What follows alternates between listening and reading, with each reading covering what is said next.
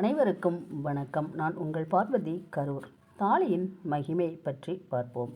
தாலி பெண்களுக்கு வேலி என்றும் சொல்லும் பழமொழி போல் புனிதம் நிறைந்தது தாலி.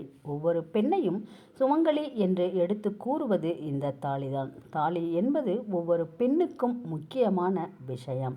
இருமணமும் ஒன்றாக இணைந்து வாழ திருமணம் என்று சொல்லும் நிகழ்ச்சி ஒவ்வொரு பெண்ணிற்கும் முக்கியமானது.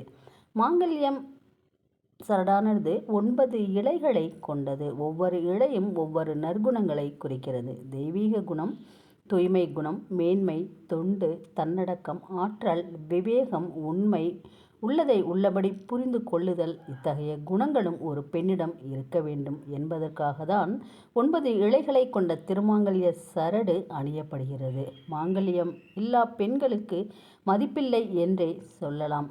தாலி தெய்வத்திற்கு சமமானது.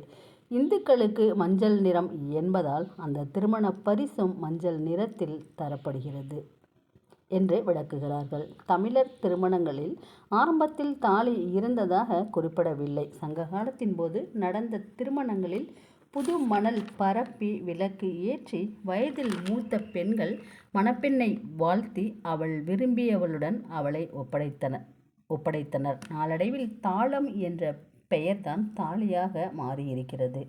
11ஆம் நூற்றாண்டில்தான் திருமண சின்னம் என்ற ரீதியில் தாலி என்ற பெயர் உபயோகப்படுத்தப்பட்டது.